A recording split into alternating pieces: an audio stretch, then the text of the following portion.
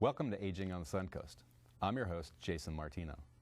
The month of April marks continuous celebration and recognition of volunteers and their contributions. The nation celebrates National Volunteer Appreciation Week, and the state of Florida honors volunteers with the Florida Volunteer Recognition Month. It's only fitting that we spend some time today talking about volunteerism within the senior community. The Corporation for National and Community Service reports that between 2014 and 2015, the state of Florida had more than 15,000 individuals volunteering to meet local needs and within an estimated 1,800 agencies. On our show today, we have Diane Cunningham, Assistant Manager with the Pasco County Elderly Nutrition Program, Sandi Narron, Director of Marketing with the Neighborly Care Network, and Gregg Rose, Director of the Retired Senior Volunteer Program. Together, our guests will convey what volunteering means at the local level. Sandi, welcome to Aging on the Suncoast. It's not your first time on our show. No, it's not. Thank you for having me on again. I appreciate it. And Diane, the same to yourself. It's not the first time for you, so welcome back to our show. Thank you. Thank you for having me on, too. Yeah. So when I was reading to the audience a little bit, we're talking about volunteerism. It's a pretty big topic, and we're going to explore a little bit about that today. So let's just start off. Who are volunteers in the community out there? Well, for us, we couldn't do without our volunteers. We deliver between 1,000 and 1,200 hot meals every day to people in Pinellas County. We couldn't do it without volunteers. So they're out there every day. You got a couple hundred people riding around in your community delivering meals to these shut-in people. Yeah. So important. All for free. Diane, same with Pasco County? Yeah, especially since the downturn of the economy in, say, since 2009, we lost quite a bit of staff due to budget cuts and the federal sequestration cuts. With that, we highly depended on volunteers to help us deliver critical services such as Meals on Wheels. Right. So we really depend on them. And I think they depend on us too. They give back and get as much out of the service for themselves as much as we need them to. So it's a two-way street. It's a mutual relationship. Yeah, it sounds very reciprocal, and the benefits that come from that as well. Yes. What types of individuals do you see? Diane, do you want to? Well, we see all kinds. I would say a good 80% of our volunteer base are elderly people themselves. Okay. Because they have the time. They're available during the day.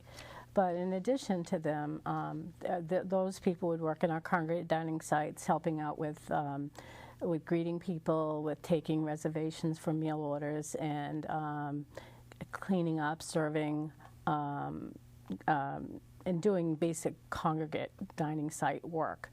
And then we have our home delivery drivers. And either they're driving and delivering, or they're driving and someone who's a volunteer would go with them and assist delivering. Yeah. Then we also have other types of volunteers that help out in the office, help us out with special events and that type of things. Sometimes we see people seeking career. It's a good place to try out a new career for yourself, to see if it fits you. And sometimes we see community service people as well as community service students from either high schools or colleges where they have to fulfill a requirement for their degree. So sounds like a pretty diverse crowd that has that could be a potential volunteer. What about you, Sandi, in Pinellas County with Neighborly? Ours are mostly seniors as well. Because it's a lunchtime program, they have to be able to have the time to do it during the day. So most of them are retired. They're able to give that time. Again, we do have a few that are able to get out of work or do something like that for us or still want to do it, but most are retired. Yeah. If I remember correctly, I think there was some corporate people allowed as well. Yes. Yeah. We get, actually, corporate and we do get a couple of large groups that come from different faith-based churches and groups who volunteer for us, and we'll, especially because if we're doing home delivery with a hot meal every day to the same client, one or two people may take a Monday, somebody will take a Tuesday, and a Wednesday, Thursday, Friday, and they will repeat each week, so they do it once a week. Right, so there's no gaps whatsoever. That's the same with us. We have Publix does a route for us. Raymond James does a route for us. The Rays do a route for us. So we have a lot of corporations that do it. It's easy for them because if they can get 20 people, to volunteer for it, and they only have to go out once a week, you're talking they may only have to go out once every 6 months. So it's not a big commitment for each employee that way. Yeah, So. it sounds like the agencies are very flexible with other people's hours as well. Right. Yes. Yeah. So if I wanted to be a volunteer potentially, and I was in the thought process about what would be one of the first things that I think about? Well, I think you should think about what your skills and talents are, and what you could offer to us as an agency, and what your interests are, and whether you have the time to do it. For instance, with home delivery, we do that Monday through Friday. So a lot of people do call us and say, well, I'm only available during weekends. Well, we also can use those type of volunteers, not as much as we could use the home delivery driver during the week, because that's when our operating hours are. But we can use them in, say, special events that we have during the weekend, like the upcoming Hurricane Expo. We'll use some volunteers to help man a booth and give out information. So we use them in all kinds of aspects like that. Yeah. And we need somebody who can drive, obviously. Right. They need to have a license. They need to have a car that's reliable. And then we also have the containers that they have to pick up. They're not heavy. Right, Most they people have to can be pick them up, but they still need to do that. And if we have someone who has a little bit of trouble with that part of it, we have people who can help them do that. So, Yeah. and definitely, I think what Diane says, the time commitment is the big Right. thing. Because we ask somebody if they're going to volunteer for us for Meals on Wheels, we'd like to have a 6-month commitment, because of the fact we're putting a lot of time in training and that type of thing. So we'd like a 6-month commitment from them if we can get that. And Yeah. we have a lot of snowbirds who do this. Yeah, I bet. So while they're down here for that 6 months, they volunteer for us. That's pretty cool. Yeah. People coming from the north, coming down, Right. helping out some Yes. folks that are in their own Yeah, cohort we while can they're count on here. on them every year. Yeah, I bet.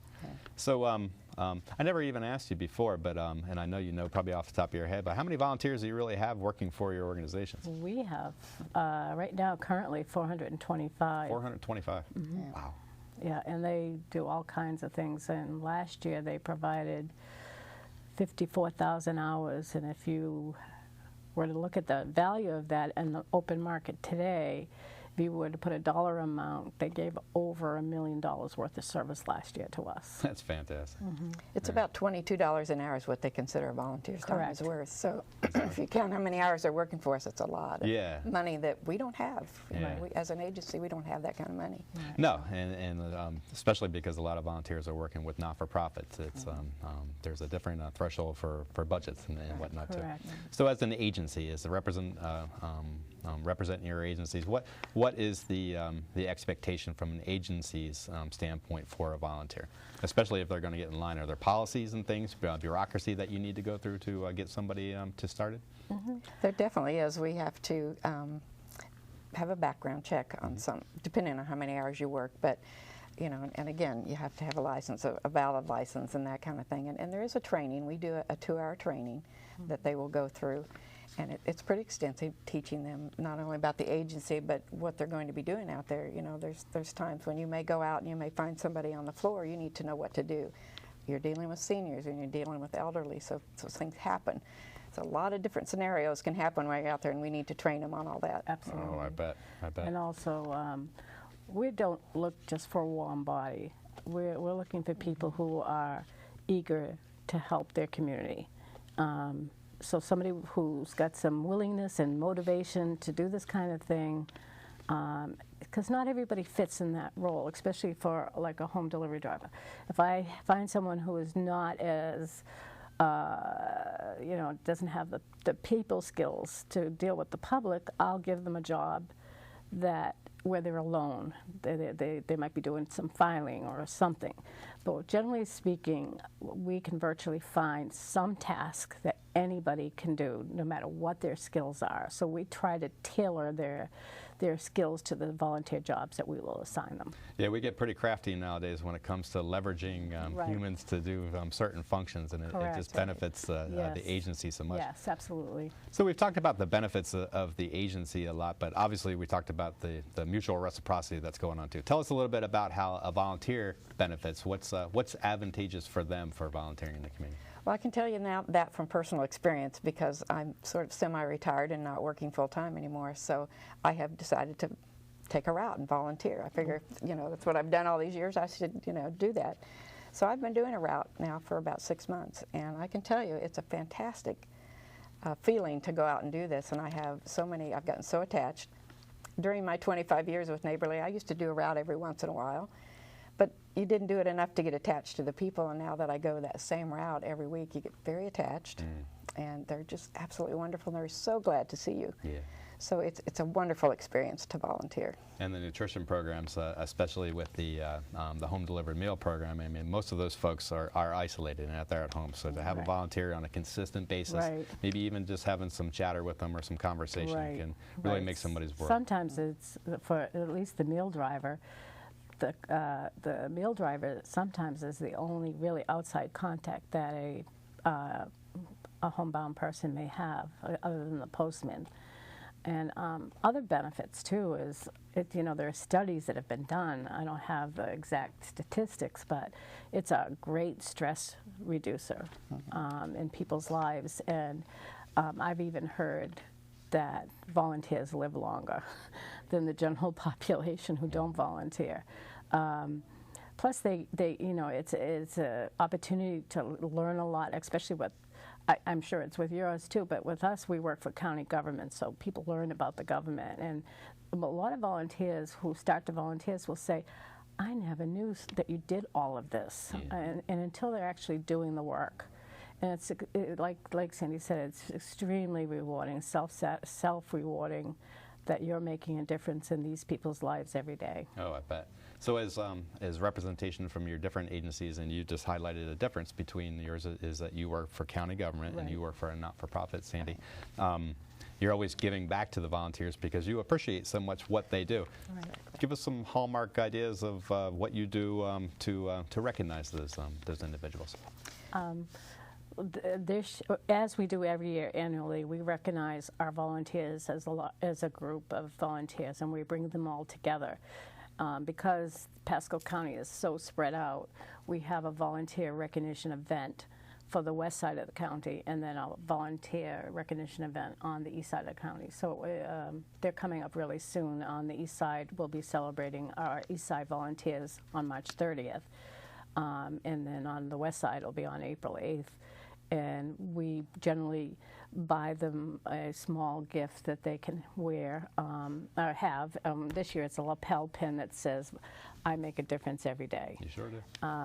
And then we bring in dignitaries. We have a nice lunch for them.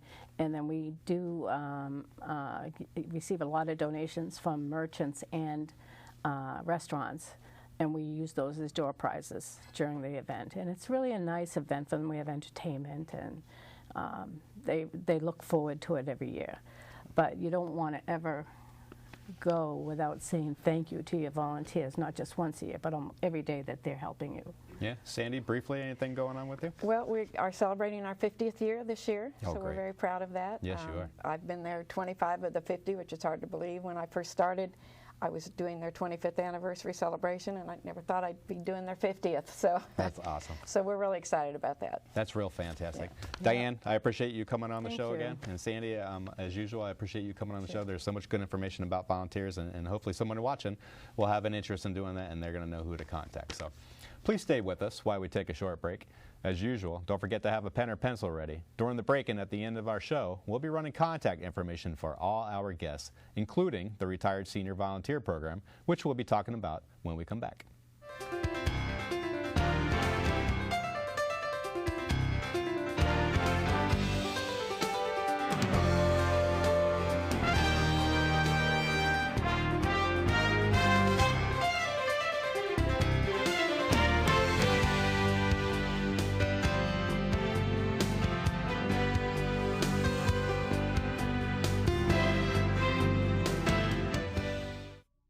James is 70 and a writer whose joint pain has been a story in itself. His doctor prescribed a new medication that may not be affordable, even with James's Medicare Part D plan. James called Shine. Shine volunteer counselors can guide you to money-saving prescription assistance programs, including a program that helps pay Medicare Part D plan costs for limited-income seniors. Shine costs nothing but could save you time and money. More information is available at 1-800-963-5337.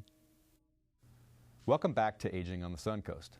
During the first half of the show, Sandi, Narron, and Diane Cunningham help us understand what senior volunteerism looks like in their agencies. Let's continue this important discussion and take a look at another volunteer program operating in both Pasco and Pinellas counties. Gregg, welcome to the show. Thank you very much. Nice to be here. Yeah, we're really happy you're here. As you heard a little bit earlier, we were talking about some volunteering at the local level within two different agencies that the Area Agency on Aging works for. And I wanted to shed some light on the RSVP program to the folks that are residing in Pinellas and Pasco County. So you work for Pinellas Opportunity Council, and maybe you can help us understand who they are and what they do. That is right. The RSVP program is just one of a large variety of programs that the Pinellas Opportunity Council operates.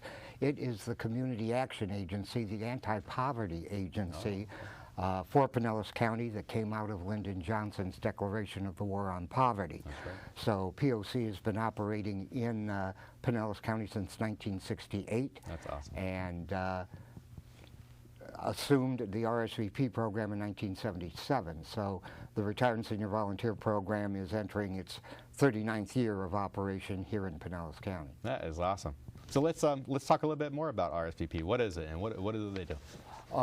What the Retired and Senior Volunteer Program does is we place volunteers 55 years of age and above in area not-for-profits and people-helping organizations to increase the capacity of the agencies to do their good work. Mm-hmm. Currently, here in Pinellas County, we have over 1,100 senior volunteers working in 110 different not-for-profits and people-helping organizations throughout the county. That's amazing. From Tarpon Springs to Gulfport, doing virtually anything that you can think of. Mm-hmm. We have such a huge variety of opportunities that there's not a skill or an experience or desire that I can't place. Last year, my 1,100 volunteers put in more than 250,000 hours in volunteer service just here in Pinellas County. And again, using that figure that Sandi quoted earlier, when you figure all that out, that's $4.8 million in in-kind labor donations to the agencies in which my volunteers serve. All that work, it has to translate into money. It has to save agencies money. That's great. 250,000 hours, huh? Right. That's amazing. Absolutely. Yeah. So we heard about RSVP in Pinellas County as well, but I think I remember you saying that that you are also working in Pasco County too. Is that correct? Yes, and this is an entirely new thing for us. Mm-hmm. There had been a retired and senior volunteer program in Pasco County several years ago. But the sponsoring agency turned over the program, and so for the last 2.5 years, there has not been an RSVP in Pasco. So just last year, actually July 1st, we were granted a contract to reestablish and expand our program into Pasco County. And starting up there, we're looking at 2 specific service areas. One is dealing with at-risk youth with mentoring and tutoring in the schools and in other placement agencies, and then also dealing with the extensive population of veterans in Pasco County. Yeah, yeah. Well, and let's talk about that a little bit later. We'll go a little further into detail on there. Going back to the 250,000 hours and how that translates into $4.8 million and the 1,100 volunteers that are just doing it out of the 114 agencies. Did I remember that correctly? Well, 110 in Pinellas. We're up to 8 in Pasco now, so 118 total agencies between the 2 counties. Yeah, what a large job you have and you and your crew have over there to make sure that these people can get placed. And I imagine that your experience in Pasco, like you said, is a new one, that you're getting to know lots of different agencies that would definitely benefit from some of the potential individuals that could be volunteering with them in there. All right, so for all the work that they've done in Pinellas County, and similar to my conversations with Sandi and Diane about how they recognize us, tell us a little bit about how you recognize those volunteers when they do such great things. Well, our major recognition event actually just took place a couple of weeks ago. I'm still trying to recuperate from it. March the 3rd, down at the Coliseum, we had over 300 of our volunteers there for a luncheon. We do a huge event every year, wine them, dine them, dance them, honor them in all kinds of ways. Everyone gets a certificate of appreciation, of course, but then we do special awards for the greatest number of hours served and the Volunteer of the Year and that kind of thing. And this year was extra special because for the first time we had a title sponsor. Duke Energy came on board to sponsor the event. And then we also had Cabot Creamery Cooperative, the cheese people, who came in and provided all the food at no charge for the 300 volunteers. Very nice. So it was a very exciting time. One of the highlights of the day, again, the ladies were talking about the benefits of volunteering, one of those being living healthier, happier, longer lives. We recognized 2 of our volunteers who just recently turned 99. And they are still volunteering at least 20 hours a week and going strong. Actually, they have more energy and vitality than I do. And it was just very special to see them and to honor them at that time. Yeah, that's great. And you and I were talking about that a little bit earlier. I was just floored at the fact that they were well into advanced age and still giving back in the community. And like you said, it's such a neat mission that you're trying to promote, is that when they are, and we talked about that a little bit earlier, is that for somebody that's going to be volunteering, there's a level of commitment that they're also offering to it. It's the time invested to it. But I believe that for the company that they're going to be volunteering with, they really have to understand and agree with the mission and the values that that company is trying to put forth in the community. We do put a lot of effort into our screening process and our matching process. To make sure that the opportunity is perfectly tailor-made to both the volunteer and to the agency. Yeah. And in the situation where a good fit may not occur, then they always have the opportunity to come back to us, and with all the placement agencies that we do have, we look for a new opportunity and replace them with someone else. So we pretty well guarantee that you're going to have a fruitful, productive, enjoyable experience. Well, Greg, you're a matchmaker, aren't you? That's basically what I do. It is. I bet it is. Works for everybody but me. Myself included. Yeah. So we talked a little bit earlier with Sandi and Diane, and we talked about the benefits to the organization that would take on that volunteer, and then also the benefits to the volunteer on there. But what we didn't talk about is to the community at large. And I know that the RSVP program has a philosophy about the impacts to the community. You want to share that? It does. Being a federal program, being a nationwide program, RSVP is tasked at using volunteers to address the most urgent, pressing needs within the community. Mm-hmm. So by design, we have to be putting volunteers in places that address the greatest needs in the community. And the way we determine that is through needs assessments and looking at local data and identifying those greatest area of need where our volunteers can have the greatest impact. And so we know, and of course we can demonstrate, that the work that our people do is really making a lasting difference in the community, mm-hmm. in the lives of people, adults, seniors, children, students. The impact is measurable, and we're able to show that every year. That's nice. And I forgot to really even go into about how the RSVP program is a national program. And I think you told me a little bit earlier that your main HQ for the state of Florida was in Orlando, and then they work with you at the local level to make sure that things are?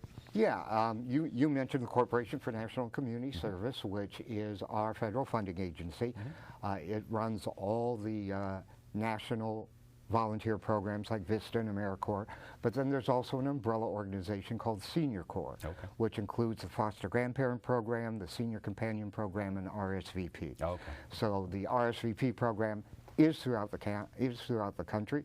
I think for Florida, Pasco was the only county where there wasn't a program, so now all the counties are covered in Florida through RSVP, and our state office for the corporation is in Orlando. You know, what a great organization and a program to cover Pinellas and Pasco County. Pasco has always had quality services, and we're glad that you're in Pasco County to do that. Well, we are thrilled to be there. Yeah, let's touch base a little bit more on the urgent needs, because I heard you pretty clearly talking about that's part of the program that you assess what those needs are, and then you have to make a determinant what's probably urgent or maybe what's a lesser priority. And I heard you pretty clearly talk about veterans, right, and then youth that were at risk. So when you're talking about, let's say, about the veterans, are you seeking veterans to volunteer, or are you seeking volunteers to volunteer services for veterans, or is it both? I'm glad you asked. It's both. Is it? And in fact, the Corporation for National and Community Service, just in the past month, established a Veterans Corps, which is part of our SVP, where we specially recognize those veterans who are giving back to the community through volunteerism. Okay. So we use a lot of veterans, and we serve a lot of veterans. One of our largest volunteer stations, as we call them, here in Pinellas County is Bay Pines Veterans Hospital. Right. And the majority of the people that do transportation services with the little buggies and the shuttles, those are our SVP volunteers. Is that right? But yeah, but they're also working in the hospice and the nursing home and on the wards and doing a great variety of things for our veterans. And so that is a very important service that we provide. I'm glad you said that, because I'm in and out of that facility for different things every once in a while, and when I go there, I always kind of wonder where all the people that have a different type of decor on, where they're coming from, and now I know that. About 400 of them are RSVP Get out of here, really? 400? That's correct. Well, that's a pretty massive facility over there, and I guarantee that 400 plays a significant role there. Yeah.